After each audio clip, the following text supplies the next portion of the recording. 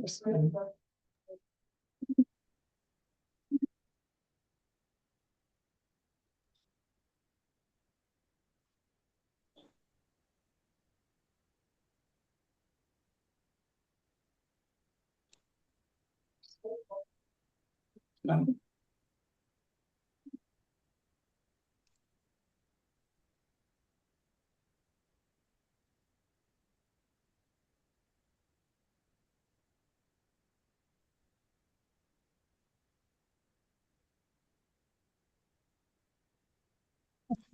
Live വന്നോ മാതാജി? വന്നു കൃഷ്ണ ഹരേ കൃഷ്ണ മാതാജി.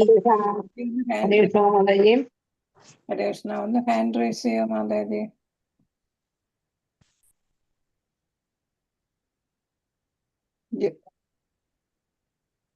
കോ-ഹോസ്റ്റ് ആക്കാനായിട്ട് മാതാജി കയറിയില്ല.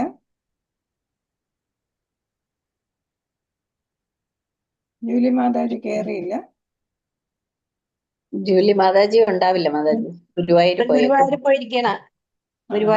ആരാ പകരം കയറാൻ പറ്റിയതാരാ? പേര് പറഞ്ഞു. അറിയാവുന്ന ആരുണ്ട്? അറിയാവുന്ന ആരാണ്? മാതാജി ഉണ്ടാവൂലേ? ഇല്ല, ആരെങ്കിലും ഒരാളാണ്, അല്ലെങ്കിൽ ഒരുവിധം കമ്പ്യൂട്ടർ അറിയാമെന്നുള്ള ആരെങ്കിലും. നിങ്ങളുടെ പേരിൽ വന്നാല് അത് എന്നെ ഹോസ്റ്റ് ആക്കാൻ അറിയണം. ഹരേ കൃഷ്ണ. അങ്ങനെ അറിയാമെന്നുള്ള ആരെങ്കിലും ഉണ്ടോ? ഹരേ കൃഷ്ണ. അല്ലെങ്കിൽ നമുക്ക് തുടങ്ങാം. ഹരേ കൃഷ്ണ. വെച്ചാലിരിക്കട്ടെ. ഹരേ കൃഷ്ണ. പ്രണാമം മാതാജി. കൃഷ്ണ പ്രണാം. ഹരേ കൃഷ്ണ. ഹരേ കൃഷ്ണ. സ്ക്രീൻ കാണാമല്ലോ അല്ലേ? അപ്പൊ നമ്മൾ ഇന്ന് സദാചാര തത്വങ്ങളിലെ യമനിയമങ്ങളാണ് പഠിക്കുന്നത്. അപ്പൊ യമനിയമങ്ങൾ അവയുടെ ഗുണങ്ങളാണ് ഒന്ന് പറയാൻ പോകുന്നത്. ഇത് നിങ്ങൾക്ക് അറിയാവുന്ന കുറെ കാര്യങ്ങൾ നമ്മളിവിടെ ചർച്ച ചെയ്ത കാര്യങ്ങളൊക്കെ തന്നെയാണ്. അപ്പം നമ്മൾ യമനിയമങ്ങൾ ഏതൊക്കെയാന്ന് പറഞ്ഞോളൂ. ഹരേ കൃഷ്ണ. യമനിയമങ്ങൾ ഏതൊക്കെയാന്ന് പറഞ്ഞോളൂ. 4 റെഗുലേറ്ററി പ്രിൻസിപ്പിൾസ്, 4 യമനിയമങ്ങൾ. ഭയങ്കര കുറവാ മാതാജി. സൗണ്ട് കുറവാണ്. മാതാജി. നല്ല മഴ കാരണം കേൾക്കാമോ? ഇപ്പൊ കേൾക്കുന്നുണ്ടോ? നന്നായിട്ട് കേൾക്കുന്നുണ്ടോ? ഇപ്പൊ ഓക്കെയാണ് മാതാജി. ശരി, ഞാൻ താഴ്ത്തി വെച്ചിരുന്നു, അപ്പൊ അതുകൊണ്ടായിരിക്കും. ഹരേ കൃഷ്ണ. അപ്പൊ യമനിയമങ്ങൾ ഏതാന്ന് പറഞ്ഞോളൂ. ഹരേ കൃഷ്ണ. നമ്മൾ പഠിച്ചതല്ലേ? പറഞ്ഞോളൂ. ഏതൊക്കെ? 16 റൗണ്ട് അതല്ല യമനിയമങ്ങൾ. നമ്മള് 4 യമനിയമങ്ങൾ, 4 എണ്ണം. അവിഹിത ബന്ധം, ചൂതുകളി, ലഹരി പദാർത്ഥങ്ങള് ഉപേക്ഷിക്കുക. സസ്യേതര ഭക്ഷണം, ലഹരി സാധനങ്ങൾ, ദാമ്പത്യേതര ലൈംഗിക ബന്ധം, ചൂതുകളി. അതെ. അപ്പൊ അതാണ് 4 യമനിയമങ്ങൾ അല്ലേ? അപ്പൊ അത് നമ്മൾ പാലിക്കുന്നത് കൊണ്ടുള്ള ഗുണങ്ങളാണ് ഈ പറയുന്നത്. അപ്പൊ നമുക്ക് ജീവിതത്തിൽ സമതുലന അവസ്ഥ ഉണ്ടാകും എന്നാണ് പറയുന്നത്. അതെങ്ങനെയാണെന്ന് പറഞ്ഞോളൂ. എങ്ങനെയായിരിക്കും നമുക്ക് സമതുലന അവസ്ഥ എന്ന് വെച്ചാൽ എല്ലാം നമുക്ക് ദുഃഖം വന്നാലും സുഖം വന്നാലും ഒക്കെ നമുക്ക് ഒരേപോലെ അതിനെ ഫേസ് ചെയ്യാനായിട്ട് നമുക്ക് സാധിക്കും. അതെങ്ങനെയായിരിക്കും? ഏതെങ്കിലും ഒരു ഉദാഹരണം പറഞ്ഞോളൂ. എങ്ങനെ നമുക്ക് ദുഃഖവും സുഖവും വരുമ്പോൾ നമുക്ക് അത് നമ്മളെ ഇതൊന്നും അധികമായിട്ട് ബാധിക്കാത്ത ഒരവസ്ഥയിലോട്ട് നമ്മൾ എത്താം. കാരണം എന്താ? യമനിയമങ്ങളൊക്കെ വൈഷ്ണവർ പാലിക്കണമെന്ന് പറഞ്ഞിട്ടുള്ള കാര്യങ്ങളാണ് അല്ലേ? ആചാര്യന്മാർ പറയുന്നതാണ്. അപ്പം നമ്മൾ ആചാര്യന്മാരുടെ ഉപദേശം അതേപോലെ പാലിക്കുകയാണെങ്കിൽ, ഗുരുക്കന്മാരുടെ ഉപദേശം നമ്മൾ അതേപോലെ പാലിക്കുമ്പോൾ നമുക്ക് എന്താണ്? ഗുരുക്കന്മാരുടെ അനുഗ്രഹം ഉണ്ടാവും അല്ലേ? അതേപോലെ തന്നെ നമ്മൾ ഈ യമനിയമ അഹിംസ പാലിക്കുന്നു. അപ്പോൾ നമ്മൾ ഒന്നിനെയും എന്ത് ചെയ്യുന്നില്ല, ആവശ്യമില്ലാതെ കൊല്ലുന്നില്ല, അല്ലെ? അപ്പൊ ഒരുപാട് കാര്യങ്ങൾ നമ്മൾ അതിൽ പറഞ്ഞു, അല്ലെ? അപ്പൊ അക്രമരാഹിത്യമായിട്ട് അപ്പം നമ്മൾ എന്താണ് മനസ്സുകൊണ്ടും സംസാരം കൊണ്ടും പ്രവൃത്തി കൊണ്ടും ഒന്നും ചെയ്യാതിരിക്കുന്നു. ആരെ ഉപദ്രവിക്കാതെയൊക്കെ ഇരിക്കുമ്പോൾ നമുക്ക് സന്തോഷം ഉണ്ടാവും, അല്ലേ? അല്ലെങ്കിൽ നമുക്ക് എന്താണ് ദുഃഖവും സുഖവും ഒന്നും നമുക്ക് നമ്മളെ അഫക്റ്റ് ചെയ്യുന്നില്ല. നമ്മൾ ഭഗവാൻ എന്താണോ പറയുന്നത് അതാണ് ആചാര്യന്മാർ പറയുന്നത്, അത് നമ്മൾ അനുസരിക്കുകയാണ്, അല്ലേ? അപ്പോൾ നമുക്ക് എന്ത് വന്നാലും നമ്മൾ എന്ത് ചെയ്യുന്നില്ല, നമ്മളെ അത് അഫക്റ്റ് ചെയ്യാത്ത ഒരവസ്ഥയിൽ നമ്മൾ എത്തും. അതാണ് സമതുലനാവസ്ഥ. പിന്നെന്താണ് ആരോഗ്യവർദ്ധനവ്. അത് നമുക്ക് നന്നായിട്ട് അറിയാം. എന്താണ് നമ്മൾ മാംസാഹാരം ഒന്നും കഴിക്കുന്നില്ല, അതൊന്നും നമുക്ക് പറഞ്ഞിട്ടുള്ളതല്ല. അതൊക്കെ ഹിംസ്ര ജന്തുക്കൾക്ക്, അല്ലെ? കടുവ, സിംഹം, ഇവയ്ക്കൊക്കെ പറഞ്ഞിട്ടുള്ള കാര്യങ്ങളാണ്. അതുപോലെ തന്നെ ആരോഗ്യത്തിന് ഹാനി വരുത്തുന്ന ലഹരി പദാർത്ഥങ്ങളൊന്നും ഉപയോഗിക്കുന്നില്ല. അങ്ങനെ വരുമ്പോൾ നമുക്ക് ആരോഗ്യത്തിന് ഉയർച്ച ഉണ്ടാകും. പിന്നെ ഏതാണ് മനസ്സമാധാനം, അല്ലേ? വേണ്ടാത്തതൊന്നും നമ്മൾ ചിന്തിക്കുകയും കഴിക്കുകയും ഒന്നും ചെയ്യുന്നില്ല എന്ന് വരുമ്പോൾ തന്നെ നമുക്ക് എന്ത് കിട്ടുന്നുണ്ട്? മനസ്സമാധാനം കിട്ടുന്നു. പിന്നെ കുടുംബത്തിൽ ഐക്യം ഉണ്ടാകും. എല്ലാവരും ഒരേപോലെ ചിന്തിക്കും. അപ്പോൾ കുറച്ച് പേര് നോൺ വെജിറ്റേറിയൻ കഴിക്കണം, കുറച്ച് പേർക്ക് സസ്യാഹാരം മതി എന്നൊക്കെയുള്ള വ്യത്യാസങ്ങളൊന്നും ഇല്ലാതെ വരുമ്പോൾ തന്നെ നമുക്ക് എന്താണ് കുടുംബത്തിൽ ഒരു ഏകത ഉണ്ടാകുന്നു. അപ്പോൾ സമാധാനവും സന്തോഷവും ഒക്കെ ഉണ്ടാവും, അല്ലേ? കുടുംബത്തിൽ എല്ലാവരും ഒരേപോലെ ചിന്തിക്കുമ്പം അപ്പോഴും നമുക്ക് കുടുംബത്തിൽ ഐക്യം ഉണ്ടാകും. പിന്നെ സമ്പത്തിന് വർധനവ്. കുടുംബ ഐക്യം വേറൊരു കാരണവും കൂടെ ഉണ്ട്. നമ്മൾ ഇതൊക്കെ നല്ല ആഹാരങ്ങളും അതേപോലെ തന്നെ സസ്യാഹാരവും ഒക്കെ കഴിക്കുമ്പോൾ വേറൊരു ഗുണം എന്താണെന്ന് വെച്ചാൽ നമ്മളിൽ സാത്വിക ഗുണം വികസിക്കാം. സാത്വിക ഗുണത്തിന്റെ വർധനവുണ്ടാകും. അപ്പൊ തമോ ഗുണവും രജോ ഗുണവും ഒക്കെ കുറയുമ്പോൾ തന്നെ സാത്വിക ഗുണത്തിലെത്തുമ്പോൾ നമുക്ക് എന്ത് പ്രശ്നം വന്നാലും അതിനൊക്കെ പരിഹാരം കാണാനായിട്ട് ഇതൊക്കെ ഇത്രയല്ലേ ഉള്ളൂ എന്നുള്ള രീതിക്ക് നമുക്ക് എടുക്കാനായിട്ട് സാധിക്കും എന്നുള്ളതാണ്. അപ്പോൾ നമ്മൾ പെട്ടെന്ന് ചഞ്ചലരാകുന്നില്ല, ദേഷ്യം വരുന്നില്ല. പിന്നെ അതേപോലെ തന്നെ നമുക്ക് മറ്റുള്ളവരോട് ഒരു നയപരമായിട്ടുള്ള ഒരു മയത്തിലുള്ള ഒരു പെരുമാറ്റം, അതൊക്കെ നമുക്ക് സാത്വിക ഗുണത്തിന്റെ ലക്ഷണങ്ങളായിട്ടാണ് പറയുന്നത്, അല്ലേ? അപ്പോൾ ഒരു അനുകമ്പ അതൊക്കെ തോന്നും. അപ്പം അങ്ങനെ വരുമ്പോൾ നമുക്ക് എന്ത് തോന്നുന്നുണ്ട്? സമാധാനവും കുടുംബത്തിൽ ഐക്യവും. ഇപ്പോൾ ഇപ്പൊ ഭർത്താവ് ദേഷ്യപ്പെട്ടാലും നമുക്കത് ഇച്ചിരി കുറഞ്ഞ് അതിനെ ഒന്ന് നമുക്കൊരു ടോളറേറ്റ് ചെയ്യാനുള്ള, സഹിക്കാനുള്ള ഒരു കഴിവൊക്കെ ഈ സാത്വിക ഗുണത്തിൽ വരുമ്പോൾ ഉണ്ടാകും. കുട്ടികൾ ബഹളം വച്ചാലോ അല്ലെങ്കിൽ അവരെതിർത്ത് സംസാരിച്ചാലോ ഒക്കെ നമുക്ക് അവയെ ഒരു സമാധാനത്തോടെ അതിനെയൊക്കെ പറഞ്ഞ് മനസ്സിലാക്കിപ്പിക്കാനോ അല്ലെങ്കിൽ അത് കേട്ടിട്ട് ദേഷ്യപ്പെടാതിരിക്കാനോ ഒക്കെ നമുക്ക് സാധിക്കും. അപ്പം നമ്മൾ അങ്ങനെ ഒരു നയത്തിലൊക്കെ ഉള്ള ഒരു പെരുമാറ്റം വരുമ്പോൾ മറ്റുള്ളവരെ അത് അഫക്റ്റ് ചെയ്യും. ഞാൻ എന്ത് പറഞ്ഞാലും അമ്മ ദേഷ്യപ്പെടുന്നില്ല അല്ലെങ്കിൽ അച്ഛൻ ദേഷ്യപ്പെടുന്നില്ല എന്നൊക്കെ വരുമ്പോൾ പിന്നെ അവർ പറയുന്നത് കേൾക്കാനുള്ള ഒരു താല്പര്യവും ക്ഷമയൊക്കെ നമുക്കുണ്ടാകും, അല്ലേ? അപ്പൊ കുട്ടികളൊക്കെ പറയുന്നത്, മറ്റുള്ളവർ പറയുന്നത് കേൾക്കാനുള്ള ക്ഷമ ഏറ്റവും വലിയ ഒരു കാര്യമാണ്, അല്ലേ? അപ്പൊ അങ്ങനെ വരുമ്പോൾ നമ്മൾ അവരെ ശ്രദ്ധിക്കുന്നു എന്ന് വരുമ്പോൾ അവര് നമ്മളെയും ശ്രദ്ധിക്കും. നമ്മൾ പറയുന്നതൊക്കെ അവരും ശ്രദ്ധിക്കാനും അനുസരിക്കാനും നമ്മളോടൊപ്പം നിൽക്കാനും ഒക്കെ അവരും ശ്രമിക്കും. അതാണ് കുടുംബ ഐക്യം എന്ന് പറഞ്ഞത്. പിന്നെ സമ്പത്തിന്റെ വർധനവ്. അതറിയാം, നമുക്ക് ലഹരി സാധനങ്ങൾ എല്ലാം അല്ലേ, ഈ ആൽക്കഹോളും അതുമൊക്കെ കുടിച്ച് അതേപോലെ തന്നെ നോൺ വെജിറ്റേറിയൻ ഫുഡും ഒക്കെ കഴിച്ച് വരുമ്പോഴാണ് നമുക്ക് ഒരുപാട് പണം നഷ്ടമാകുന്നത്. അതേപോലെ തന്നെ സാത്വിക ഗുണത്തിലുള്ളവരുടെ വീട്ടിലെ ലക്ഷ്മി എത്തിച്ചേരും എന്നുള്ളതാണ്. ഭഗവാനെ സ്മരിക്കുന്ന വീട്ടില് സാത്വിക ഗുണത്തിൽ വരുമ്പോൾ നമ്മൾ കൂടുതൽ ഭഗവാനെ സ്മരിക്കും, അല്ലേ? അപ്പൊ ഭഗവാൻ എപ്പോഴും ഭഗവാന്റെ കൂടെ ആരാ ഉള്ളത്? ലക്ഷ്മി ദേവിയാണ്, അല്ലേ? അപ്പൊ ലക്ഷ്മി ദേവി അപ്പൊ നമ്മളെ ശ്രദ്ധിക്കാൻ തുടങ്ങി. അപ്പൊ നമ്മുടെ വീട്ടില് ലക്ഷ്മി എത്താം. നമ്മൾ അതേപോലെ അനാവശ്യമായിട്ട് കാശ് കളയാതിരിക്കുകയും ചെയ്യും, അല്ലേ? അനാവശ്യമായിട്ടുള്ള സാധനങ്ങൾ വാങ്ങാതിരിക്കുക. അങ്ങനെയൊക്കെ വരുമ്പോഴത്തേക്ക് നമുക്ക് പണം കയ്യിലുണ്ടാകുകയും ചെയ്യും. ഭഗവാനെ സ്മരിക്കാനായിട്ട് കൂടുതൽ സമയവും അതേപോലെ താല്പര്യം ഉണ്ടാകുമ്പോൾ തന്നെ ലക്ഷ്മി ദേവി നമ്മളെ അനുഗ്രഹിക്കും.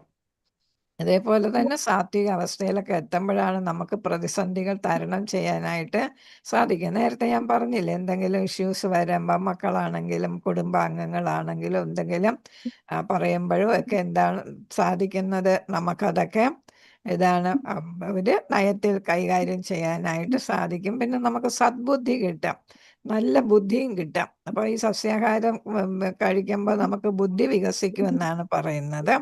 അപ്പോൾ അതുമൊക്കെ സാധിക്കും. പിന്നെ ലളിത ജീവിതം നയിക്കാനായിട്ട് സാധിക്കും. അപ്പോൾ സാത്വിക ഗുണത്തിലെത്തുമ്പോഴാണ് അതെല്ലാം സാധിക്കുക, ലളിത ജീവിതത്തിന് ഒക്കെ സാധിക്കുന്നത്. അപ്പം നമ്മുടെ മനസ്സ് ശുദ്ധമാകും. നമുക്ക് ഭഗവാനെ കുറിച്ചുള്ള ചിന്തയൊക്കെ വരുമ്പം അറിയാതെ തന്നെ നമ്മൾ എന്ത് ചെയ്യുന്നു, ലളിത ജീവിതം ഒക്കെ നയിക്കുന്നു. അപ്പം ഈ പറഞ്ഞ ഗുണങ്ങളൊക്കെ ഏതിലൂടെ വരുന്നു? യമനിയമങ്ങൾ പാലിക്കുക വഴി വരുന്നതാണ്. അപ്പം അതുകൊണ്ടാണ് യമനിയമങ്ങൾ പാലിക്കണമെന്ന് പറയുന്നത്. ഹരേ കൃഷ്ണ. അപ്പൊ അതിൽ ആദ്യത്തെ യമം, രണ്ട് കാര്യങ്ങളാണ്, യമം നിയമം അല്ലേ. അപ്പൊ അടുത്ത യമം എന്താണെന്നാണ് ഇതിൽ പറയുന്നത്.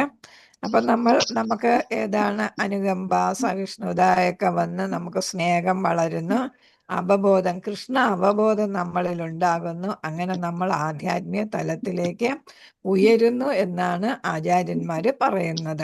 അപ്പൊ നമ്മളെ ഭഗവാനെ കുറിച്ചുള്ള ശരിയായ അവബോധം കിട്ടുമ്പം നമ്മൾ എന്ത് ചെയ്യുന്നു, നന്മ ചെയ്യാനായിട്ട് താല്പര്യമുള്ളവരായിട്ട് മാറും. അത് നമ്മളെ സത്വഗുണത്തിൽ എത്തിക്കുകയും ചെയ്യും. അപ്പൊ എന്ത് നന്മ ഉള്ള കാര്യങ്ങൾ മാത്രം ചെയ്യാനായിട്ട് നമ്മൾ ശ്രദ്ധിക്കുക. അപ്പൊ നമുക്ക് ഒരുപാട് കൂട്ടുകാരെയും ബന്ധുക്കളെയൊക്കെ കിട്ടുകയും ചെയ്യും അല്ലേ, നമ്മൾ നന്മയുള്ളവരാകുമ്പോൾ.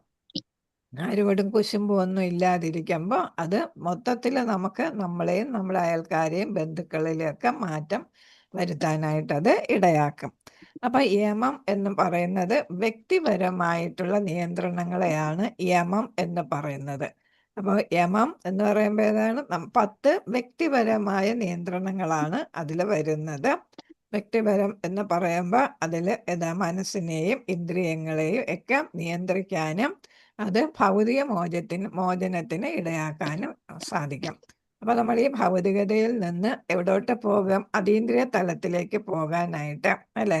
ഭഗവാനെ കുറിച്ച് ഈ ഇന്ദ്രിയ നിയന്ത്രണം എന്ന് പറയുമ്പോൾ ഏതാണ്, നമ്മുടെ സെൻസസിനെ അല്ലേ, ഏതാ, കണ്ണ്, മൂക്ക്, ചെവി അല്ലെ, അങ്ങനെയുള്ള 5 ഇന്ദ്രിയങ്ങളില്ലേ. അപ്പൊ അതിനെയൊക്കെ നിയന്ത്രിക്കുമ്പോൾ നമ്മുടെ ആഗ്രഹങ്ങൾ, അനാവശ്യമായിട്ടുള്ള ആഗ്രഹങ്ങളെയൊക്കെ നമുക്ക് ഇല്ലായ്മ ചെയ്യാനായിട്ട് സാധിക്കും.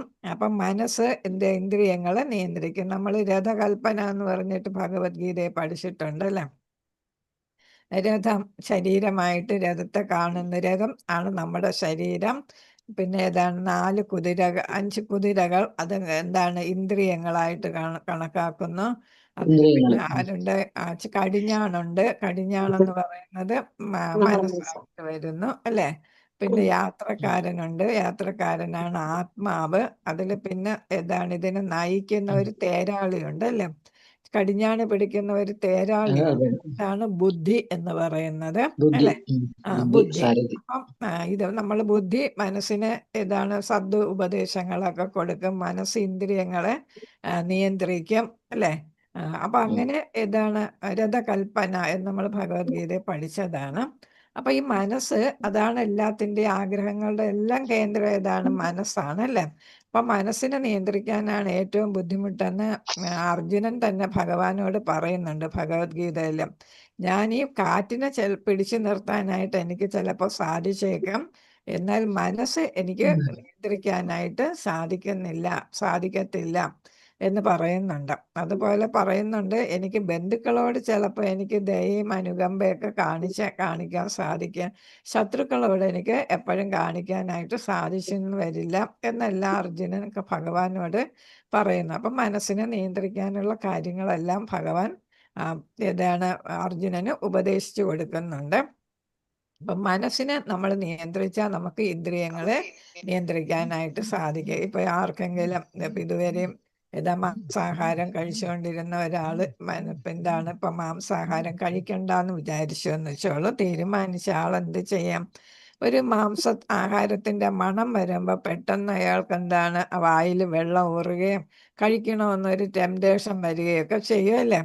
പക്ഷെ അപ്പം മനസ്സ് പറയുന്നു പാടില്ല, നീ ഇതാണ് വൈഷ്ണവനാണ് അല്ലേ, നിനക്ക് ഇതാണ് സസ്യാഹാരമാണ് പറഞ്ഞിട്ടുള്ളത്, അപ്പം നീ അഹിംസ പാലിക്കാമെന്ന് തീരുമാനിച്ചതല്ലേ എന്നൊക്കെ മനസ്സ് പറയുന്നു. അപ്പം മനസ്സ് പറയുമ്പോൾ നമുക്ക് എന്ത് ചെയ്യാനായിരിക്കും സാധിക്കും? നമ്മുടെ അരുചി എന്ന് പറഞ്ഞ് അല്ലെങ്കിൽ നാവിൻ്റെ ഇതാണ് ആ രുചിയെ നിയന്ത്രിക്കാനായിട്ട്, രുചി എന്ന് പറയുന്ന ഇന്ദ്രിയ വിഷയമാണ് അല്ലേ, അതിനെ നിയന്ത്രിക്കാനായിട്ട് നമുക്ക് സാധിക്കും. അതാണ് ഇവിടെ മനസ്സ് അതിനെ നിയന്ത്രിക്കാം, അത് ഇന്ദ്രിയത്തെ നിയന്ത്രിക്കും. അതിൽ നിന്നെല്ലാം നമുക്ക് ഇതാണ് നമ്മൾ സാത്വിക ഗുണത്തിലെത്തി ആധ്യാത്മിക തലത്തിലെത്തി നമുക്ക് ഈ ഭൗതികതയിൽ നിന്നുള്ള മോചനം ലഭിക്കുകയും ചെയ്യും. അതാണ് ഇവിടെ ഏതാണ് ഒന്ന് പറയുന്നത്. പിന്നെ ഏതാണ് ഭയം, ക്രോധം, അസൂയ, സ്വാർത്ഥത, അത്യാഗ്രഹം ഇവയൊക്കെ നമുക്ക് നിയന്ത്രിക്കാനായിട്ട് സാധിക്കാം. ഇതൊക്കെ എന്ന് പറയുന്നത് എന്താണ്? ഭയം, ക്രോധം, അസൂയ, സ്വാർത്ഥത, അത്യാഗ്രഹം എന്നൊക്കെ പറയുന്നത് തമോ ഗുണത്തിൻ്റെ സ്വഭാവങ്ങളാണ് ഈ പറയുന്നത്. തമോ ഗുണക്കാരാണ്, അവർക്കാണ് ഈ ഭയം, പിന്നെ ഇതാണ് പെട്ടെന്ന് ക്രോധം വരിക, അവർ അലസരാണ്, അവരായിരിക്കും കൂടുതൽ ലിക്കർ അങ്ങനെ ഇങ്ങനെയൊക്കെ ഉപയോഗിക്കുന്നവർ. പിന്നെ ഇതാണ് അവർക്ക് സ്വയം തന്നെ ഒരു കോംപ്ലക്സ് കാണും, മറ്റുള്ളവർ നന്നാകുന്ന കാണുമ്പോൾ അവർക്ക് അസൂയ ഉണ്ടാകും. പിന്നെ ഇതാണ് സ്വാർത്ഥ താല്പര്യമൊക്കെ ഉണ്ടാകും. പിന്നെന്താ അത്യാഗ്രഹം, മറ്റുള്ളവർ നന്നാകുന്ന കാണുമ്പം എനിക്കും അതേപോലെ വേണം, ആവശ്യമില്ലെങ്കിലും എന്താണ് അതുപോലെ ആകണം എന്നുള്ള ഒരു അത്യാഗ്രഹം വരും. അതാണ് ഏതാണ് ഇതൊക്കെ നിയന്ത്രിക്കാനായിട്ട് നമുക്ക് യമം പാലിക്കുമ്പോൾ നമുക്ക് പറ്റും. അടുത്ത നിയമം ഇത് നമ്മൾ വിശദീകരിച്ച് ഇങ്ങോട്ട് വരുന്നുണ്ട്. അടുത്ത നിയമം എന്താന്ന് പറയുന്നുണ്ട്. അപ്പൊ യമം എന്ന് പറയുന്നത് 10 ഉണ്ട്. 10 വ്യക്തിപരമായ നിയന്ത്രണങ്ങളാണ്. ആ 10 ഏതാന്ന് പറഞ്ഞു തരും. അപ്പൊ അതുകൊണ്ട് ഏതിനെയൊക്കെ നിയന്ത്രിക്കാം എന്നാണ് പറയുന്നത്? മനസ്സ്, ഇന്ദ്രിയങ്ങൾ, പിന്നെ അത് നമ്മളെ ഭൗതികതയിൽ നിന്ന് മോചനം നേടി നമുക്ക് ഭഗവാന്റെ ധാമത്തിലെത്താനായിട്ട് സാധിക്കും. പിന്നെ ഏതാണ് ഭയം, ക്രോധ, അസൂയ, സ്വാർത്ഥത, അത്യാഗ്രഹം ഇവയൊക്കെ നിയന്ത്രിക്കാനായിട്ട് സാധിക്കും. അപ്പൊ അത് വ്യക്തിപരം. അടുത്ത നിയമം എന്ന് പറയുന്നത് എന്താണെന്നാണ് പറയുന്നത്. അത് ആത്മാവിൻ്റെ സദ്ഗുണ വികസനത്തിനാണ് നിയമം നമ്മൾ പാലിക്കേണ്ടത്. അപ്പൊ ആത്മാവിൻ്റെ സദ്ഗുണം വികസിപ്പിച്ചെടുക്കാൻ നമുക്ക് ഏത് വേണം? നിയമം നമ്മൾ പാലിക്കണം എന്നാണ് ഇവിടെ പറഞ്ഞിരിക്കുന്നത്. ഹരേ കൃഷ്ണ. അപ്പൊ എന്താണ് അനുകമ്പ? എന്തൊക്കെയാണ് ആത്മാവിൻ്റെ സത്വ ഗുണങ്ങൾ എന്ന് പറയുന്നു? അനുകമ്പ, സഹിഷ്ണുത, ജീവജാലങ്ങളോടുള്ള സ്നേഹം, അവബോധം, കൃഷ്ണാവബോധവും നമ്മുടെ സ്വന്തം അവബോധവും ഞാൻ എന്താണ് എന്നുള്ളത്, താൻ ആരാണ്, ഭൗതിക ശരീരമല്ല ആത്മാവാണ് എന്നൊക്കെയുള്ള തോന്നലില്ലേ, അതാണ് യഥാർത്ഥത്തിലുള്ള അവബോധം എന്ന് പറയുന്നത്. നമ്മൾ സാധാരണ എന്താണ് ശരീരം എന്നുള്ള ഒരു തോന്നലാണ്. ഹരേ കൃഷ്ണ. ഒരു മിനിറ്റ് ജസ്റ്റ്.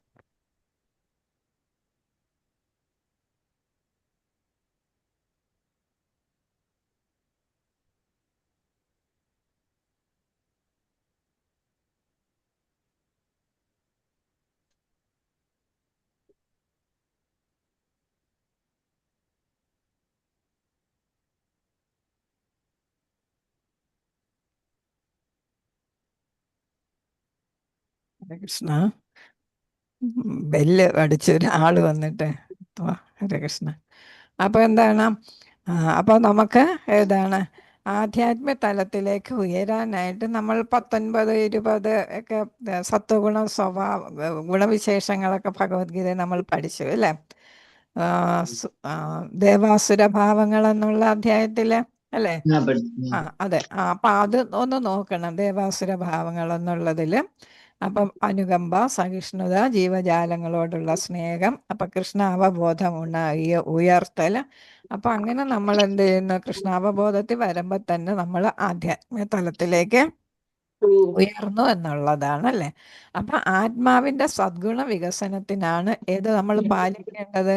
നിയമം പാലിക്കേണ്ടത്. മറ്റത് ഏതാന്ന് പറഞ്ഞ് 10 വ്യക്തിപരമായ നിയന്ത്രണങ്ങളെയാണ് യമം എന്ന് പറഞ്ഞത് അല്ലേ? അപ്പോൾ ഇത് ഓർത്ത് വെച്ചോളണം. ഇതൊക്കെ നിങ്ങൾക്ക് സ്ക്രീൻഷോട്ട് വേണമെങ്കിൽ എടുക്കാം. 10 വ്യക്തിപരമായ നിയന്ത്രണങ്ങളെ എന്തെന്ന് പറയുന്നു? യമം എന്ന് പറയുന്നു. അതിലെന്തൊക്കെയാണ് ഉദാഹരണം ഇവിടെ പറഞ്ഞിരിക്കുന്നത്. പിന്നെ നിയമം എന്ന് പറയുന്നത് ആത്മാവിൻ്റെ സദ്ഗുണം വികസിപ്പിക്കുന്നതിന് വേണ്ടി നമ്മൾ എന്തായാലും സത്വഗുണത്തിലെത്തണം. അവിടെ നിന്നാണ് നമ്മൾ ശുദ്ധ സത്വഗുണത്തിലേക്ക് മുന്നേറുന്നത്. അപ്പോഴാണ് നമ്മൾ ശരിക്കും ആധ്യാത്മികതയിൽ എത്തുന്നത്. അപ്പോൾ സത്വഗുണത്തിൽ വന്നാൽ തന്നെ നമ്മളൊരു ഇച്ചിരി എത്തി എന്നുള്ളതാണ്. അത് കഴിഞ്ഞ് നമ്മൾ ശുദ്ധ സത്വഗുണത്തിൽ എത്തുമ്പോഴാണ് ശരിയായിട്ടുള്ള ആധ്യാത്മിക തലത്തിലേക്ക് നമ്മൾ എത്തപ്പെടുന്നത്. അപ്പം ഇവിടെ ഇനി എന്താണ് ഡീറ്റെയിൽ ആയിട്ട് പറയുന്ന യമം, വ്യക്തിപരമായ നിയന്ത്രണങ്ങൾ അതെന്തൊക്കെയാണെന്നുള്ളത് ഇവിടെ ഡീറ്റെയിൽ ആയിട്ട് പറയുന്നു. അപ്പം അതിൽ ആദ്യത്തെ നമ്മൾ കുറേ കേട്ടതാണ് അഹിംസ. അഹിംസ എന്ന് പറയുമ്പോൾ അതെന്താണെന്നാ പറഞ്ഞത്? നമ്മൾ പഠിച്ചത് എന്താണ്? അഹിംസ എന്താണെന്നാ പഠിച്ചത്? അഹിംസ എന്ന് പറയുമ്പോൾ അക്രമരാഹിത്യം അല്ലേ? അക്രമരാഹിത്യം. അത് എങ്ങനെയാണെന്ന് നമ്മൾ പറഞ്ഞു. മനസ്സുകൊണ്ടോ പിന്നെ ഏതാണ് സംസാരം കൊണ്ടോ കർമ്മം കൊണ്ടോ എന്താണ് മനസ്സ വാച കർമ്മണ അല്ലേ? നമ്മൾ ആരെയും എന്ത് ചെയ്യരുത്? വിഷമിപ്പിക്കരുത്. നമ്മൾ സാധാരണ നമ്മൾ മനസ്സ് അവർ കേൾക്കാൻ ഒന്നും പറഞ്ഞില്ലെങ്കിലും മനസ്സുകൊണ്ട് നമ്മൾ എന്തായിരിക്കും, ഓ അപ്പൊ ഇങ്ങനെ ആയിപ്പോയല്ലോ, അപ്പൊ നന്നാകണ്ട എന്നൊക്കെ ചിലരങ്ങ് പറയല്ലേ. അപ്പൊ നന്നാകാതെ പോട്ടെ എന്നൊക്കെ പറയാം. അത് കേൾക്കായിരിക്കില്ല പറയുന്നത്. അപ്പൊ നമ്മുടെ മനസ്സുകൊണ്ടാണ് നമ്മൾ അവർക്ക് ദോഷം വരണമെന്ന് ആഗ്രഹിക്കുന്നത് അല്ലേ? അപ്പൊ ഒരു വൈഷ്ണവൻ അങ്ങനെ ആഗ്രഹിക്കാൻ പാടില്ല എന്നുള്ളതാണ്. മനസ്സിൽ പോലും നമുക്ക് ആരോടും അവർക്ക് നാശം വരുന്നത് ആലോചിക്കുകയേ ചെയ്യരുത് എന്നാണ്. അപ്പം മനസ്സിനെയാണ് നമ്മൾ അവിടെ പറയുന്നത്. അപ്പം മനസ്സുകൊണ്ട് നമ്മൾ നിയന്ത്രണം ഏർപ്പെടുത്തണം. ആരെക്കുറിച്ചും ആർക്കും ദോഷം വരാതെ നമ്മൾ ശ്രദ്ധിക്കണം എന്നുള്ളതാണ്. പിന്നെ പറയുന്നത് അത് പിന്നെ ഈ സംസാരം കൊണ്ട് നമ്മൾ ചിലപ്പോൾ കളിയാക്കിയൊക്കെ പറയല്ലേ, ഓ അവൻ വലിയ പണ്ഡിറ്റ് എന്നൊക്കെ പറഞ്ഞു, ഒരു പണ്ഡിറ്റ് വന്നിരിക്കുന്നു എന്നൊക്കെ നമ്മൾ മുഖത്ത് നോക്കി പറയുമ്പം ഇച്ചിരി പാണ്ഡിത്യമൊക്കെ ഉള്ള ആളാണ് എങ്കിലും ഇങ്ങനെ അതൊരു കളിയാക്കി പറയലാണ് അല്ലേ? അതും നമ്മൾ ആ കേൾക്കുന്ന ആളിനെ എന്ത് ചെയ്യുന്നു? വിഷമിപ്പിക്കുന്ന കാര്യം, മനസ്സിലൊരു വിഷമം വരുന്ന കാര്യമാണല്ലേ? അപ്പം അതേപോലുള്ള ഒരുപാട് സംസാരങ്ങൾ നമ്മൾ നിത്യജീവിതത്തിൽ നടത്താറുണ്ട്. അറിഞ്ഞോ അറിയാതെയോ ആയിരിക്കും. പലതും നമ്മൾ അറിയാതെ ആയിരിക്കും പറയുന്നത്. അതേസമയം ഒരു വൈഷ്ണവനാകുമ്പോൾ നമ്മൾ എന്ത് ചെയ്യുന്നു? അതുമെല്ലാം ശ്രദ്ധിക്കാം. നമ്മൾ സംസാരിക്കുന്നതും എല്ലാം നമ്മൾ നോട്ടം കൊണ്ട് തന്നെ ഒരാളിനെ കാണുമ്പോൾ നമ്മൾ ഇപ്പം നമ്മളെ വീട്ടിൽ ഒരാൾ കയറി വന്ന് അപ്പം നമ്മൾ ഒരു മുഖം തിരിക്കലുണ്ടായാൽ മതി അല്ലേ? അത് നമ്മൾ കർമ്മമാണല്ലേ? നമ്മൾ പ്രവൃത്തിയിൽ കാണിക്കുകയാണ്. ഓ നീ വന്നത് എനിക്ക് ഇഷ്ടപ്പെട്ടില്ല എന്ന് കാണിക്കുകയല്ലേ? ആരെങ്കിലും നമ്മുടെ വീട്ടിൽ വരുമ്പോൾ അത് നമ്മൾ പാടില്ല എന്നുള്ളതാണ്. വീട്ടിൽ ശത്രു വന്നാലും നമ്മൾ അവരെ സൽക്കരിക്കണം അതിഥിയായിട്ട്. അതിഥി എന്ന് പറയുമ്പോൾ വിളിക്കപ്പെടാതെ വരുന്നതിനാണ് അതിഥി. തിഥി എന്ന് വെച്ചാൽ ദിവസം അല്ലേ? അപ്പം തിഥി ഇങ്ങനെ വരുന്ന അതിഥി എന്ന് പറയുമ്പോൾ അതിഥി ഇല്ലാത്ത എന്ന് വെച്ചാൽ നമുക്ക് നമ്മൾ ക്ഷണിക്കപ്പെടാതെ വരുന്നവരെയാണ് നമ്മൾ അതിഥി എന്ന് പറയുന്നത് അല്ലേ? അപ്പം നമ്മൾ ശത്രു വന്നാലും ഒരു അതിഥിയെ പോലെ വേണം നമ്മൾ കരുതാൻ. നമ്മൾ പലപ്പോഴും കണ്ടിട്ടുണ്ട് ഈ രാഷ്ട്രീയക്കാരൊക്കെ പുറമെ ഭയങ്കരമായിട്ട് ഘോരം ശത്രുക്കളായിട്ട് പ്രസംഗിക്കുകയും പെരുമാറുകയൊക്കെ ചെയ്യും. അത് കഴിയുമ്പോൾ അവർ തോളിൽ കൈയിട്ടോണ്ട് നടക്കണതാണ് അല്ലേ? അതാണ് രാഷ്ട്രീയത്തിൽ കാണുന്നത്. അപ്പം നമ്മൾ ആരോട് ശത്രുത കാണിക്കാൻ പാടില്ല എന്നുള്ളതാണ് പറയുന്നത്. അപ്പം നമ്മൾ ശത്രുവിനാണെങ്കിലും എന്ത് ചെയ്യണം? നമ്മൾ വീട്ടിൽ വരുമ്പം നല്ല അതിഥി സൽക്കാരം ചെയ്യണം എന്നാണ് പറയുന്നത്. അപ്പം ഇങ്ങനെയൊക്കെ ചെയ്യുമ്പോൾ ആർക്കും എന്ത് ചെയ്യുന്നില്ല, ഒരു ഉത്കണ്ഠ ഉണ്ടാകത്തില്ല. നമ്മളൊരു കുറ്റം ചെയ്താൽ കുട്ടികൾ തന്നെ എന്തെങ്കിലും ഒരു തെറ്റ് ചെയ്താൽ അല്ലെങ്കിൽ നമ്മൾ തന്നെ ഇപ്പോൾ വീട്ടിലെ ഒരു ഗൃഹസ്ഥ എന്തെങ്കിലും ചെയ്താൽ അതെൻ്റെ ഭർത്താവിന് ഇഷ്ടപ്പെടത്തില്ല എന്ന് അറിഞ്ഞുകൊണ്ട് ചിലപ്പോൾ ചെയ്യല്ലേ. അപ്പം ഓ അവിടെ ചെല്ലുമ്പോൾ എൻ്റെ ഭർത്താവ് എന്നെ എന്ത് പറയും അല്ലെ മോൻ എന്ത് പറയും, മോൾ എന്ത് പറയും എന്നൊക്കെ ഒരു ഉത്കണ്ഠ കാണും അല്ലേ? അപ്പം നമ്മൾ ചെയ്യാൻ പാടില്ലാത്ത ഒരു കാര്യം ചെയ്യുമ്പം വീട്ടുകാർ നമ്മൾ അതിന് വഴക്ക് പറയുമോ എന്നൊക്കെയുള്ള ഒരു ഉത്കണ്ഠ. അപ്പം അത് നമ്മളെ കർമ്മം കൊണ്ടായിരിക്കും ആ ഉത്കണ്ഠ വരുന്നത്. അപ്പോൾ അതും പാടില്ല. അപ്പോൾ ഉത്കണ്ഠ ഒന്നും ഇല്ലാതെ മറ്റുള്ളവന് വേദന ഒരു തരത്തിൽ ഉണ്ടാക്കാത്ത തരത്തിൽ തോന്നാത്ത തരത്തിലാണ്, അത് വലിയ ജീവിയാകട്ടെ ചെറിയ ജീവിയാകട്ടെ എന്നാണ്. ഇപ്പോൾ ഒരു ഉറുമ്പിനെ നമ്മൾ വേദനിപ്പിക്കുമ്പോഴും അതിന് ഒരു ആത്മാവുണ്ടല്ലേ? അതിൻ്റെ ഉള്ളിലും പരമാത്മാവുണ്ടെന്നാണ് നമ്മൾ പഠിച്ചിരിക്കുന്നല്ലേ? ആന ഉപദ്രവിച്ചാലും ആനയ്ക്കും ആത്മാവും പരമാത്മാവും ഉണ്ട്. അപ്പം ചെറുതും വലുതുമായ ഏതിനെയാണെങ്കിലും മനുഷ്യജീവി മാത്രമല്ല ഏത് ജീവിയെ നമ്മൾ ഉപദ്രവിച്ചാലും അതിനെന്ത് കാണും? വേദന തോന്നും അല്ലേ? അപ്പൊ അതിന് എന്താണ് ആ വേദന തോന്നുന്നത്? അതിനെ അപ്പം എന്ത് ചെയ്യുന്നു? നമ്മൾ ബുദ്ധിമുട്ടിക്കുന്നതാണ്, പീഡിപ്പിക്കുന്നതായിട്ട് നമ്മൾ കണക്കാക്കും. അപ്പൊ അങ്ങനെ ഭൗതികതയിലുള്ള ഏത് വസ്തുക്കളെ ആയാലും, ജീവനുള്ള ഏത് വസ്തുവിനെ ആയാലും മനസാ വാചാ കർമ്മണ എന്ത് ചെയ്യാൻ പാടില്ല? നമ്മൾ പീഡിപ്പിക്കുകയോ നശിപ്പിക്കുകയോ ചെയ്യരുത്. അതേപോലെ തന്നെ അവയിൽ നമ്മൾ ഭീതി ഉണ്ടാക്കരുത്. ഇപ്പം നമ്മൾ വീട്ടിൽ നായ വളർത്തുന്നുണ്ടെങ്കിൽ നമ്മൾ എന്താണ്, ചിലപ്പം നമ്മളെ കാണുമ്പോൾ നായ എന്ത് ചെയ്യും? നമ്മൾ അടിയൊക്കെ കൊടുക്കുന്ന ഒരിതുണ്ടെങ്കിൽ എന്ത് ചെയ്യും? നായക്ക് നമ്മളെ കാണുമ്പോഴേ പേടിയായിരിക്കും അല്ലേ? അല്ലെങ്കിൽ തന്നെ പുറത്തൂടെ പോകുമ്പോഴൊക്കെ തന്നെ ഈ നായയും അതും ഇതുമൊക്കെ നമ്മളെ കണ്ടാൽ മാറി നടക്കും. കാരണം എന്താണ്? അവയ്ക്ക് നമ്മെ ഭീതിയാണ് അല്ലേ? പക്ഷെ വാസ്തവത്തിൽ നമുക്കാണ് അവരെ ഭീതിയല്ലേ, നായ കടിക്കുമെന്നുള്ള ഭീതി. പക്ഷെ നായ എന്താ വിചാരിക്കുന്നത്? അവരെന്നെ ഉപദ്രവിക്കും, മനുഷ്യർ എന്നെ ഉപദ്രവിക്കും എന്നുള്ള ഒരു പേടിയാണ് നായയ്ക്ക്.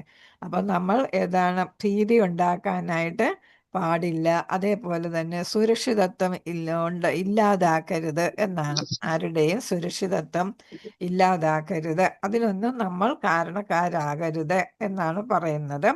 അപ്പം അങ്ങനെ വരുമ്പോൾ നമ്മളെല്ലാം നല്ല വ്യക്തികളായിട്ട് മാറുമ്പോൾ എന്ത് ചെയ്യാനായിട്ട് സാധിക്കും? ഈ നമ്മൾ എന്തും പാലിക്കുന്നു എന്ന് മനസ്സിലാക്കാം, അഹിംസ പാലിക്കുന്നു എന്ന് മനസ്സിലാക്കാം. എന്തെങ്കിലും മനസ്സിലാകുന്നുണ്ടോ? ഹരേ കൃഷ്ണ. മനസ്സിലാവുന്നുണ്ട്. ഇതൊക്കെ നമ്മൾ ജീവിതത്തിൽ നമ്മൾ ചെയ്തുവരെ നമ്മൾ അറിയാതെ ചെയ്ത തെറ്റുകളൊക്കെ ഒരുപാട് കാണും അല്ലേ? അപ്പൊ അതൊക്കെ നമ്മൾ മാറ്റണമെന്നാണ്, അതിനാണ് നമ്മൾ ഈ സദാചാർ ക്ലാസ്സിൽ ഇതൊക്കെ നമ്മൾ പഠിക്കുന്നത്. അപ്പൊ ഇനി ആരെയും നമ്മൾ മനസ്സുകൊണ്ടോ വാക്കുകൊണ്ടോ പ്രവൃത്തി കൊണ്ടോ എന്ത് ചെയ്യരുത്? പ്രവൃത്തിയുണ്ട്. അവർക്കൊന്നും ഒരു ദുഃഖമോ ഉത്കണ്ഠയോ ഭീതിയോ ഒന്നും വരുത്താത്ത തരത്തില് നമ്മളെ കണ്ട് അവർ സ്നേഹമായിട്ട് പെരുമാറണം. ആ തരത്തിലായിരിക്കണം നമ്മുടെ പെരുമാറ്റം എന്നുള്ളതാണ്. അടുത്ത് വരുന്ന രണ്ടാമത്തെ 10 പറഞ്ഞു അല്ലേ? 10 ഉണ്ടെന്ന് പറഞ്ഞില്ലേ? വ്യക്തിപരമായ യമം. അതിൽ 10 ആദ്യത്തേതാണ് അഹിംസ. രണ്ടാമത്തത് സത്യം. സത്യം എന്ന് പറയുന്നത് ട്രൂത്ത് അല്ലേ? പരമാർത്ഥം എന്നുള്ളതാണ്. പരമാർത്ഥം എന്ന് പറയുമ്പോൾ സത്യം, എല്ലാവരും സത്യം ചെയ്യും. ഗുരുവായൂരപ്പനാണ് സത്യം എന്നുള്ളതാണ് പലരും ചെയ്യുന്നവര് സത്യം. അല്ലെങ്കിൽ എൻ്റെ അമ്മയാണ് സത്യം എന്നൊക്കെ പറയും. നമ്മൾ അങ്ങനെ സത്യം ചെയ്യാൻ പാടില്ല എന്നുള്ളതാണ്. അങ്ങനെയുള്ള സത്യങ്ങളൊന്നും നമ്മൾ ആരെ വിളിച്ചും, ദൈവങ്ങളെ വിളിച്ചോ നമ്മുടെ വേണ്ടപ്പെട്ടവരെ വിളിച്ചോ, അതിനങ്ങനെ വിളിച്ച് സത്യം ചെയ്യുന്ന എന്തിനു വേണ്ടിയിട്ടാണ്? അത് ശരിയാണ്, ഇത് ഞാൻ ചെയ്തിരിക്കും എന്ന് സ്ഥാപിക്കാൻ വേണ്ടിയിട്ടാണ് നമ്മൾ അങ്ങനെ ചെയ്യുന്നത് അല്ലേ?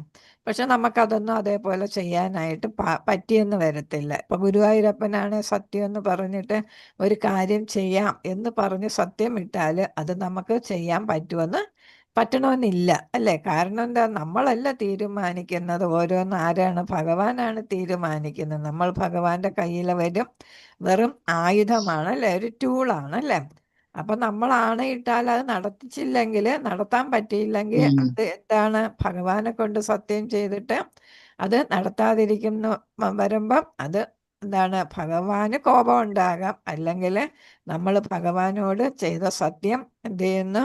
പാലിക്കാതെ വരുന്നു എന്നുള്ളതാകും. അപ്പൊ അതുകൊണ്ട് ആരെ കൊണ്ടും നമ്മൾ സത്യം ചെയ്യാൻ പാടില്ല. അപ്പോൾ പിന്നെ നമ്മൾ പറയുന്ന സത്യം എന്ന് പറയുമ്പോൾ വാക്ക് പറഞ്ഞാൽ വാക്കായിരിക്കണം എന്ന് നമ്മളെപ്പോഴും പറയാറുണ്ട് അല്ലേ? നാട്ടുഭാഷയാണ് അല്ലേ? വാക്ക് പറഞ്ഞാൽ വാക്കായിരിക്കണം എന്ന് വെച്ചാൽ നമ്മളൊരു വാക്ക് പറഞ്ഞാൽ അതെന്തായിരിക്കണം? എപ്പോഴും നമ്മളത് പാലിച്ചിരിക്കണം. വാക്കായിരിക്കണം എന്ന് പറഞ്ഞാൽ അത് നമ്മൾ പാലിച്ചിരിക്കണം. അപ്പം പാലിക്കാൻ പറ്റുന്ന കാര്യങ്ങളെ നമ്മൾ പറയാവൂ എന്നുള്ളതാണ്. വെറുതെ നമ്മൾ ആർക്കെങ്കിലും ഹോപ്പ് കൊടുക്കുന്ന അല്ലേ, പ്രതീക്ഷ കൊടുക്കുന്ന തരത്തിൽ നമ്മൾ മക്കളോടാണെങ്കിലും വീട്ടുകാരോടാണെങ്കിലും മറ്റുള്ളവരോടാണെങ്കിലും നമ്മൾ നടത്താൻ പറ്റുന്ന കാര്യങ്ങൾ മാത്രമേ വാക്കായിട്ട് പറയാവൂ, സത്യമായിട്ട് പറയാവൂ എന്നുള്ളത്. നടത്താൻ പറ്റുന്ന കാര്യങ്ങൾ മാത്രമേ പാടുള്ളൂ. അപ്പം വാഗ്ദാനങ്ങൾ നമ്മൾ എപ്പോഴും എന്ത് ചെയ്യണം? പാലിക്കണം. അത് പാലിച്ചില്ല എങ്കിൽ അതെന്തായിട്ട് മാറും? കളവായിട്ട് മാറും, കള്ളമായിട്ട് മാറും. സത്യം ചെയ്തിട്ട് അത് നടത്തിയില്ലെങ്കിൽ അതെന്താണ്? നമ്മൾ ഒന്നാം തരം കള്ളിയോ കള്ളനോ ആയി എന്ന് വിചാരിച്ചോളണം. അപ്പം അത് പാടില്ല. അപ്പം വാഗ്ദാനങ്ങൾ അതേപോലെ ഒരിക്കൽ നമ്മൾ വാഗ്ദാനം കൊടുക്കും, ഞാൻ ഇന്നത് ചെയ്തേക്കാം. പിന്നെ നമ്മൾ കുറേ നാൾ കഴിഞ്ഞു നമ്മളത് ഓർക്കുന്നില്ലായിരിക്കും. നമ്മൾ ചെയ്തിട്ടും ഇല്ലായിരിക്കും. പിന്നീട് ആരെങ്കിലും ചോദിക്കുമ്പോൾ, അല്ലെങ്കിൽ അമ്മ അന്ന് എനിക്ക് ഇത് ചെയ്തു തരാമെന്ന് പറഞ്ഞില്ലേ എന്ന് ചോദിക്കുമ്പോൾ നമ്മൾ എന്ത് ചെയ്യുന്നു? എളുപ്പത്തിൽ തന്നെ അങ്ങ് പറയും, ഓ ഞാൻ പറഞ്ഞില്ലല്ലോ, ഞാൻ ഓർക്കുന്നില്ലല്ലോ എന്നൊക്കെ അങ്ങ് പറയല്ലേ. അപ്പോൾ എന്താണ്? അങ്ങനെയും പാടില്ല. അപ്പോൾ വാഗ്ദാനം അത് നിരസിക്കുന്നതായിരിക്കും. ആ നിരസിക്കുന്നതും എന്തായിട്ട് മാറുന്നു? കള്ളം ആയിട്ട് മാറുന്നു. അപ്പം നമ്മളിൽ കുട്ടികൾക്കോ നമ്മൾ ആർക്കെങ്കിലും വാക്ക് കൊടുത്തിട്ടുണ്ടെങ്കിൽ അത് നടത്തിക്കുകയോ ചെയ്തില്ലെങ്കിൽ എന്താ പറ്റുന്നത്? അവർക്ക് നമ്മളിലുള്ള വിശ്വാസം നഷ്ടപ്പെടും അല്ലേ. അപ്പൊ പറഞ്ഞത് ചെയ്താല് അവർക്ക് നമ്മളിലുള്ള വിശ്വാസം വർദ്ധിക്കുകയും ചെയ്യും. അപ്പൊ അതുകൊണ്ട് നമ്മൾ എന്ത് ചെയ്യുന്നു? എപ്പോഴും നമ്മൾ യൂണിവേഴ്സിറ്റിയുടെ ഒക്കെ സിമ്പൽ സത്യമേവ ജയതേ നമ്മൾ കേട്ടിട്ടുണ്ട് അല്ലേ.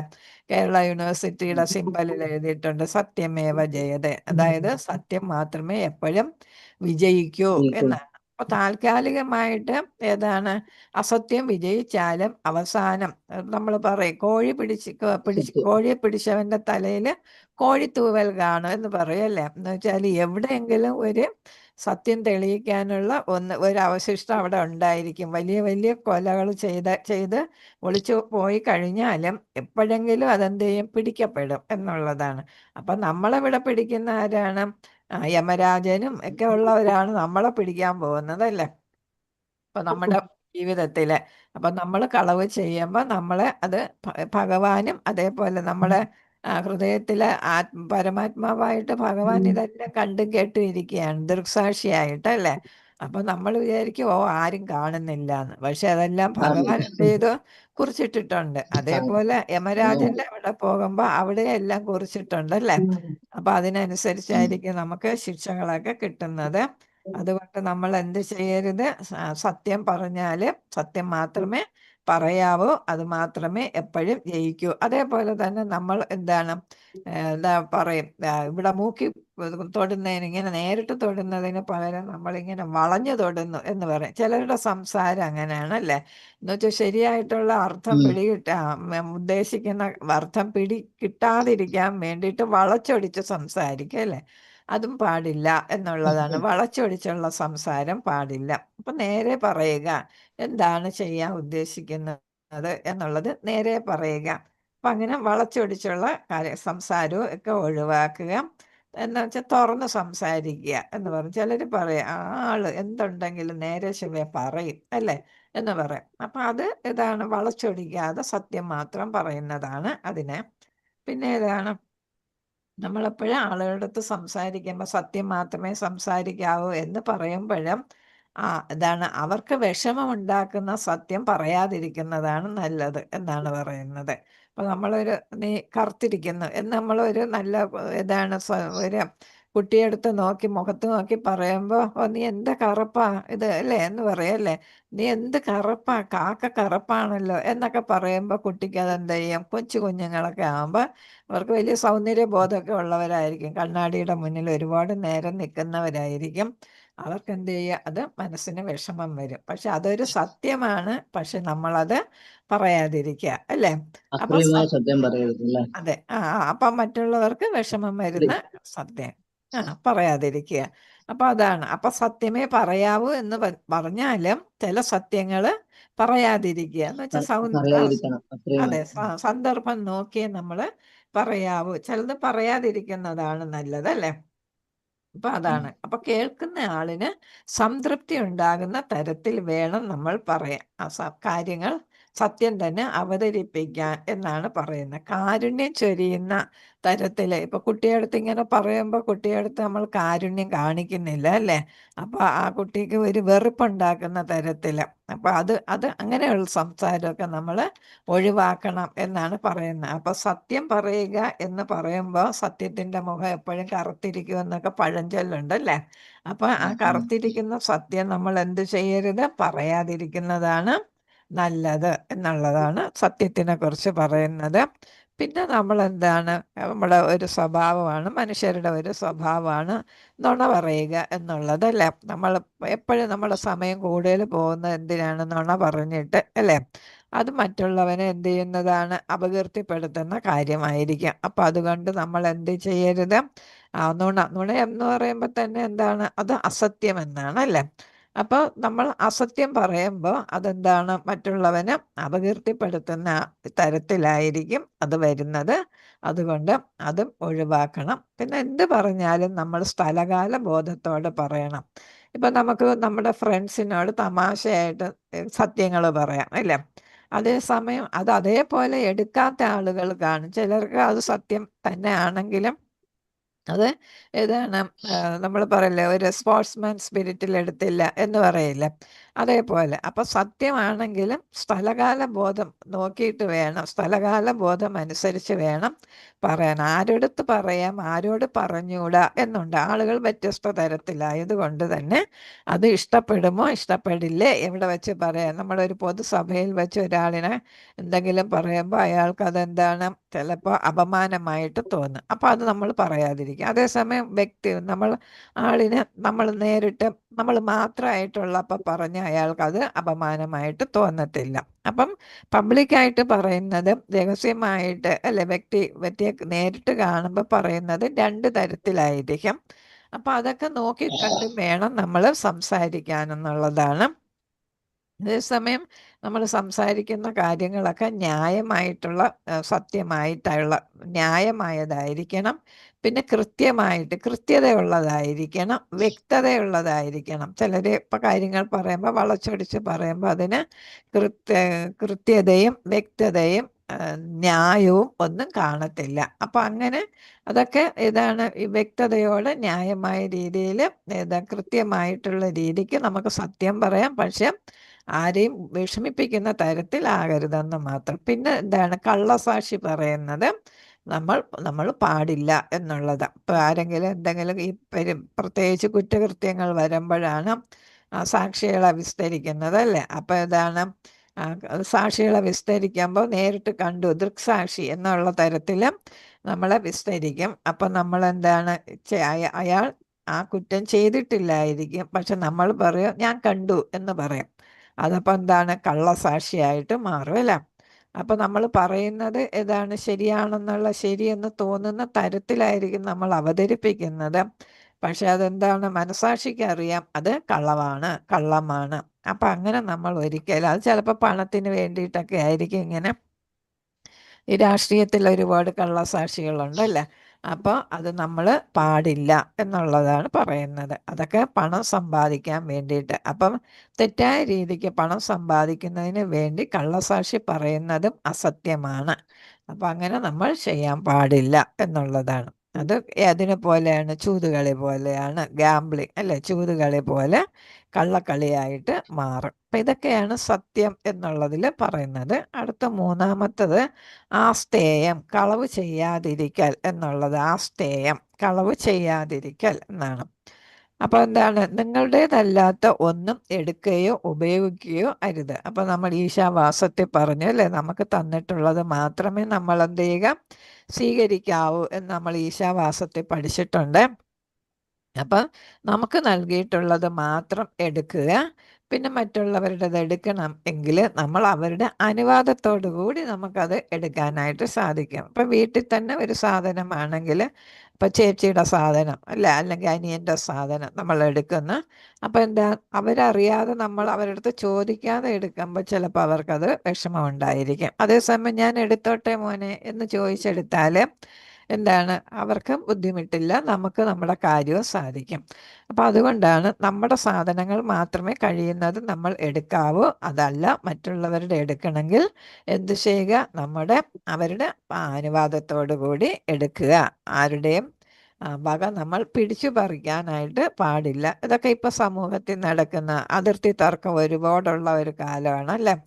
അപ്പോൾ അതിർത്തി തർക്കം വരുമ്പം ഉള്ളവരുടെ അതിർത്തി ആയിരിക്കും നമ്മൾ ക്ലെയിം ചെയ്യുന്നത്. അപ്പം അല്ലെങ്കിൽ നമ്മുടെ അതിർത്തി മറ്റുള്ളവർ ക്ലെയിം ചെയ്യും. അപ്പം അങ്ങനെ അതിർത്തി തർക്കം അങ്ങനെ തുടങ്ങിയ ഒരുപാട് കാര്യങ്ങൾ ഇപ്പം വരുന്നുണ്ട്.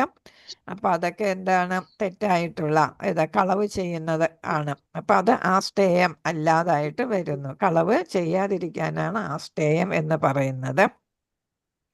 പിന്നെ വേറൊന്നെന്താണ്, ഭയങ്കര സ്വാർത്ഥരാണ് അല്ലേ, ആളുകളെല്ലാവരും സ്വാർത്ഥതയാണ്.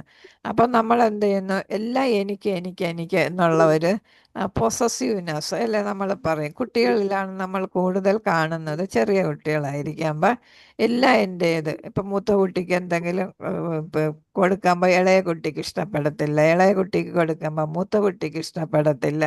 അതുപോലെ തന്നെ വലുതായി കഴിയുമ്പോഴും സഹോദരനോ അല്ലെങ്കിൽ സഹോദരിക്കോ കൊടുക്കുന്നത് മറ്റു സഹോദരനോ സഹോദരിക്കോ ഇഷ്ടമില്ലാതെ വരുന്നു. അപ്പം എന്താണ്, എനിക്ക് തന്നതിനേക്കാൾ കൂടുതൽ അവർക്ക് കൊടുത്തു എന്നൊക്കെയുള്ള ഒരു തോന്നലാണ്.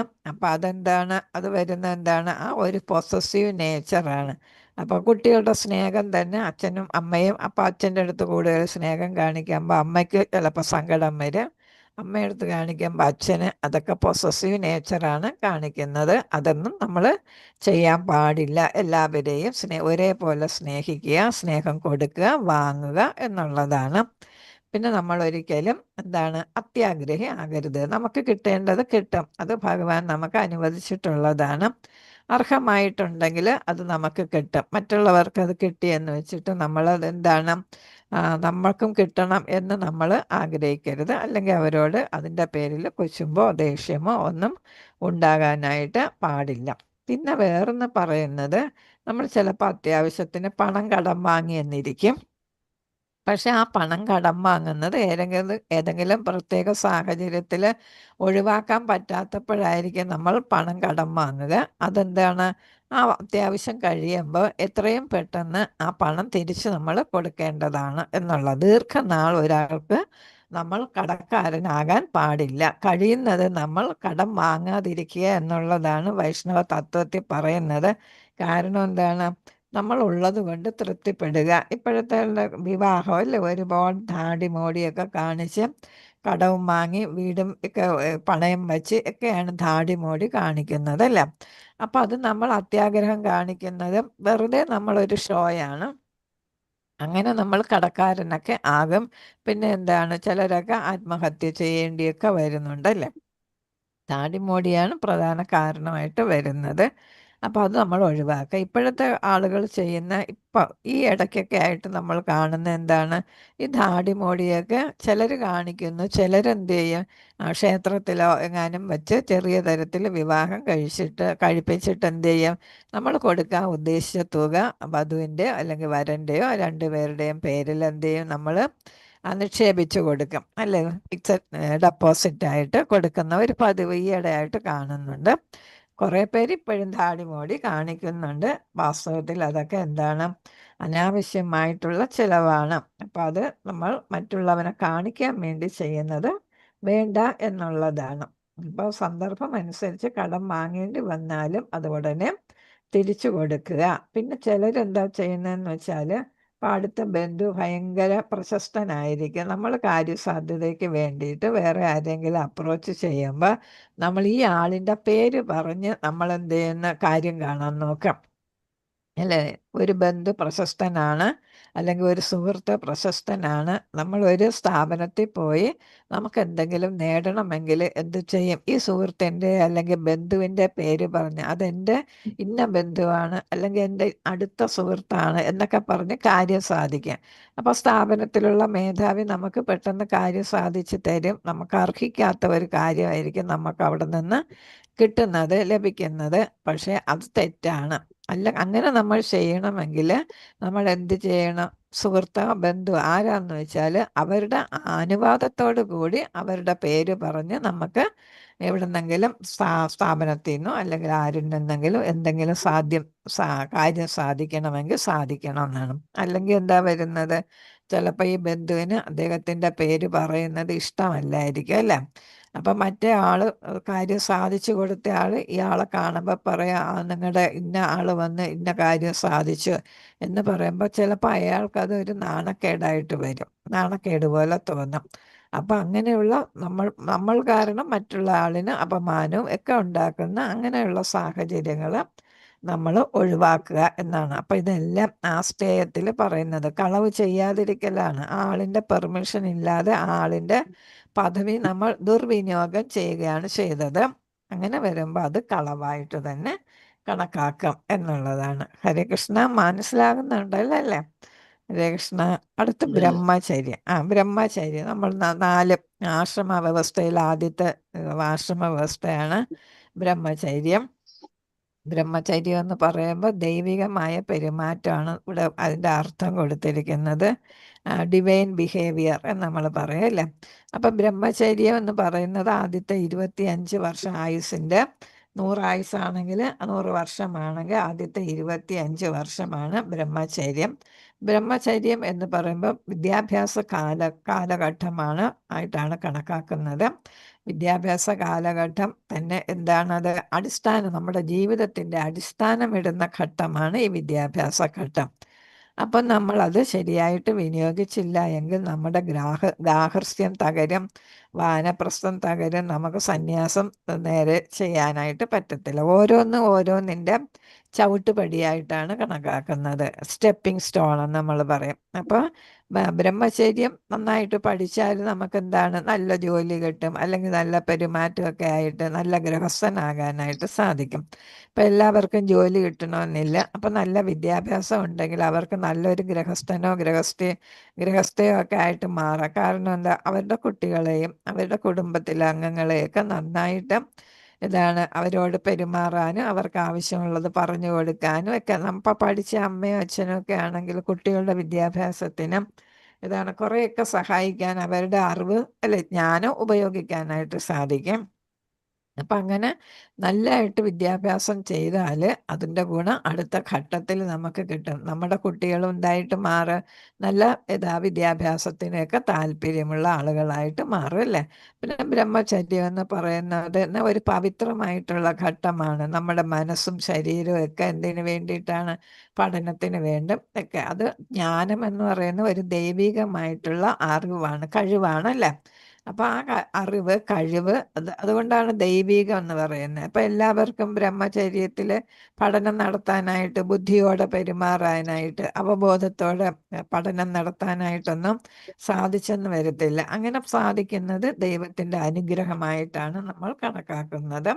അപ്പം നമ്മൾ ഇന്ദ്രിയ നിയന്ത്രണം പാലിച്ചാണ് ബ്രഹ്മചര്യം പാലിക്കേണ്ടത്. പഠിക്കേണ്ട സമയത്ത് വേറെ വേറെ ചിന്തകളായിട്ട് പോകുമ്പം എന്ത് ചെയ്യത്തില്ല? ബ്രഹ്മചര്യ ഘട്ടത്തിലെ പഠനം നന്നായിട്ട് വരത്തില്ല അല്ലേ. അപ്പോൾ ഇന്ദ്രിയങ്ങൾ നിയന്ത്രിക്കണം. പണ്ടുള്ളവരെല്ലാം ഗുരുകുലത്തിൽ പോയിട്ടായിരുന്നു പഠനം നടത്തിയിരുന്നത് അല്ലേ.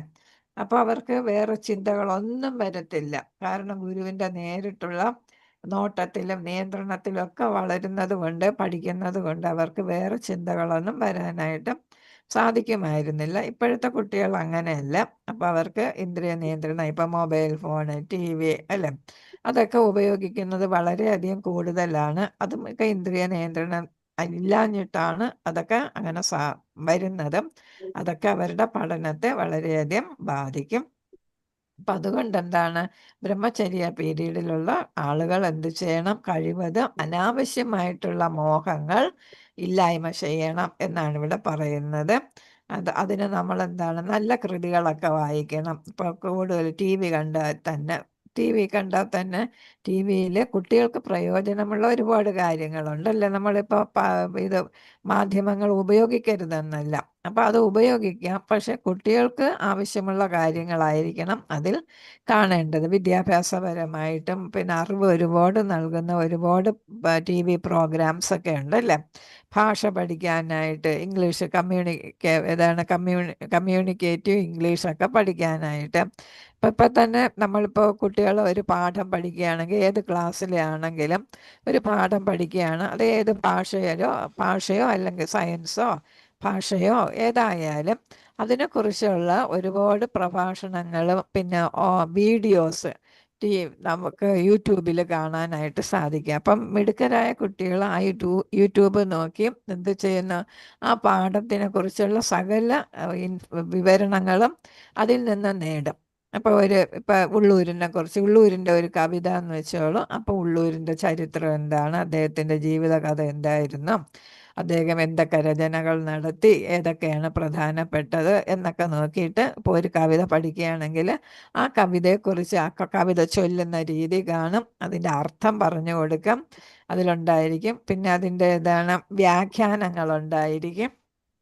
ഇപ്പം അതെല്ലാം ആ പർട്ടിക്കുലർ പാഠഭാഗത്തിൻ്റെ ആയിട്ട് വരും, യൂട്യൂബിൽ വരും. അപ്പോൾ കുട്ടികൾക്ക് അത് നന്നായിട്ട് ഉപയോഗിക്കാം. അതേസമയം അത് അങ്ങനെ ഉപയോഗിക്കുന്നതിന് പകരം കുട്ടികൾ സീരിയലും കണ്ട്, അല്ലേ, സിനിമ പ്രോഗ്രാംസും കണ്ട്, അല്ലെങ്കിൽ ഗെയിംസും കളിച്ച് ടി വിയെ ഉപയോഗിക്കുകയാണെങ്കിൽ അതെന്തായിട്ട് മാറും? ആ ബ്രഹ്മചര്യ പീരീഡ് നന്നായിട്ട് ഉപയോഗിക്കാത്തതായിട്ട് മാറും. അപ്പോൾ കുട്ടികൾ കാണുന്നതും ഫോട്ടോകളാണെങ്കിലും ചിത്രങ്ങളായാലും കേൾക്കുന്ന മ്യൂസിക് ആയാലും ചിലതൊക്കെ എന്താണ്, കുട്ടികളെ വഴിതെറ്റിക്കുന്ന മ്യൂസിക്കുകളും ഫോട്ടോകളും ഒക്കെ ആയിരിക്കും കാണുന്നത്. അത് കുട്ടികളെന്ന് മാത്രമല്ല, വലിയവർക്കും അത് ബാധകമാണ്.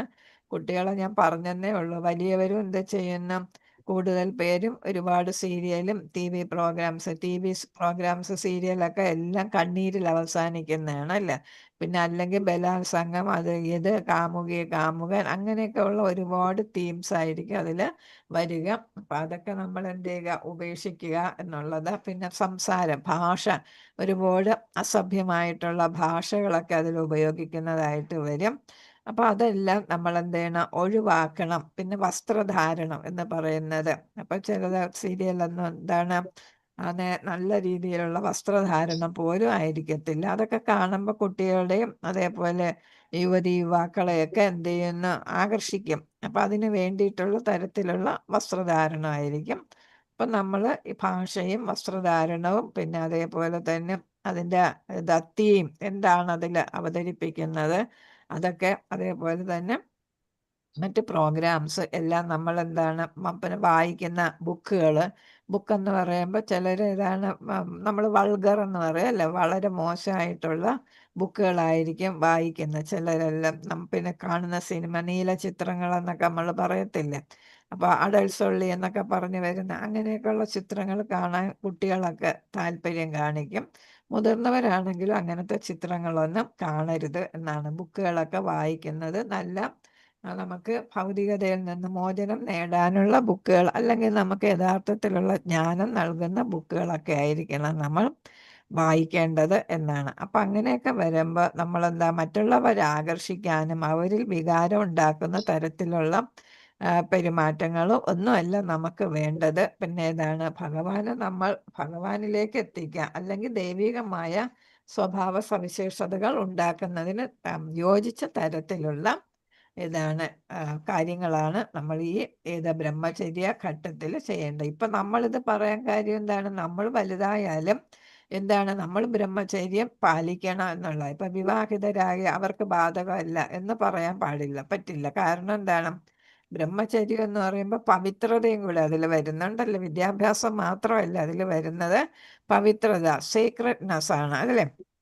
അപ്പം വിവാഹം കഴിച്ചവരും എന്താണ്, അവരുടെ ദാമ്പത്യവും നല്ലതായിരിക്കണം എന്നാണ് അവിടെ പറയുന്നത്.